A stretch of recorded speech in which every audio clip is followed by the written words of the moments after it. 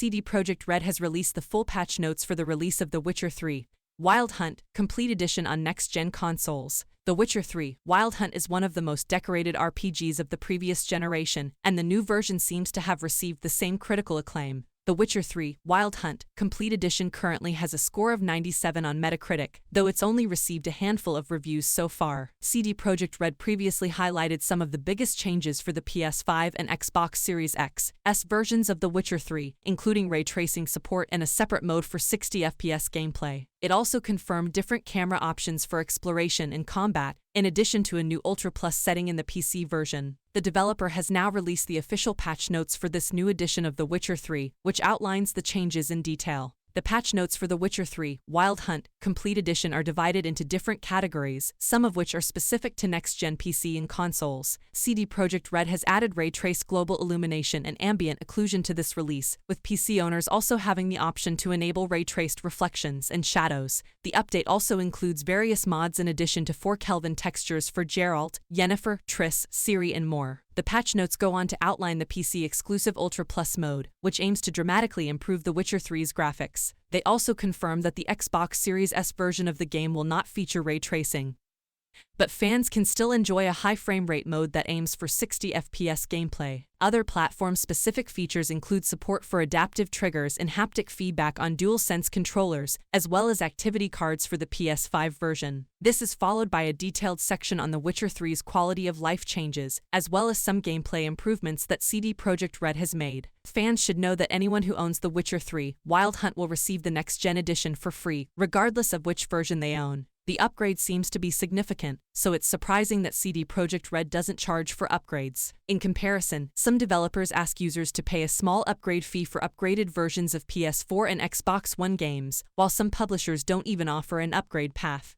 The full patch notes for the next-gen version of The Witcher 3 Wild Hunt are as follows: exclusive on PC and next-gen, added ray tracing global illumination and ambient occlusion. Additionally, PC players with compatible hardware have an additional option to enable ray-traced reflections and shadows. Various mods and mod-inspired content have been added to the game to improve the graphics and overall quality of the game. We have included some community-created favorites in addition to our own mods in areas such as environment improvements and cinematics, realistic sidewalks, and many decoration improvements. Community-created and inspired mods include The Witcher 3 HD Reworked Project by Hulk Hogan, HD Monsters Reworked by Denroth, Real-Time Immersive Cinematics by Taiji25, Nitpickers Patch by Chuck Cash, Turg 500 World Map Fixes, 4 Kelvin Upscaled Texture for various characters including Geralt, Yennefer, Triss, Ciri, Eredin, and more. All main characters, including Geralt, now cast high-resolution self-shading, even outside of cutscenes. Also fixed hair cutting through armor as well as other armor cutting issues. Environmental improvements, added a new type of weather gray skies, updated sky textures, vegetation and water improvements, various mesh improvements, some selected VFX have been improved, updated global ambient lighting, added AMD Fidelity X 2.1 Super Resolution, added a photo mode that allows players to capture stunning images in the world of The Witcher 3, added an option to pause the game during cutscenes, added an alternate camera option that is closer to the player character and reacts more dynamically to combat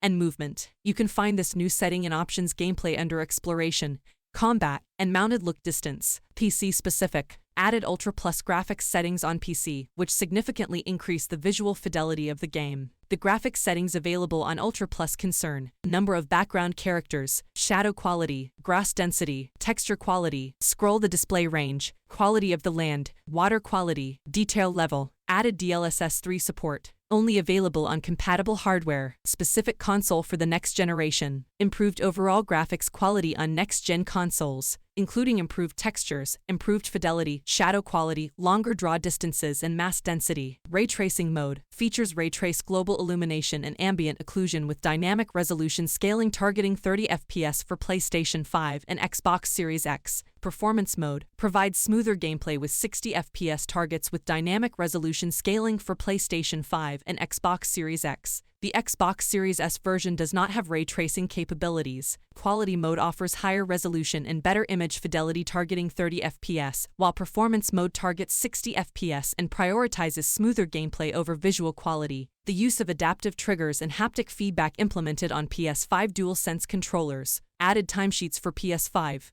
Online functionality added a cross-progression feature between platforms. Your latest saves are automatically uploaded to the cloud, so you can easily pick up where you left off on other platforms. Cross-progress provides the latest storage for each storage type. This feature becomes available once you have logged into your account. By signing up for my rewards in The Witcher 3 Wild Hunt, players can receive 9-tailed fox swords, western white tiger armor, Dol Blithana armor set, cockroach card. Detailed information on how to redeem the rewards will be available at thewitcher.com/myrewards starting December 14th at 1 AM CET. Additional content. A new side quest in the Shadow of Eternal Fire has been added to Velen. The rewards are inspired by Netflix's The Witcher series. Added an alternate appearance for Dandelion inspired by Netflix's The Witcher series. You can enable it in Options game. Added alternate Nilfgaardian armor inspired by Netflix's The Witcher series. You can enable it in Options game. Added Chinese and Korean voiceover. Availability on consoles varies by region. Various improvements and changes to Russian voiceover, including fixes for fast, slow lines in the vast majority of scenes. Changes in quality of life. Added a quick sign broadcast option. Allows you to swap and cast characters without opening the radial menu.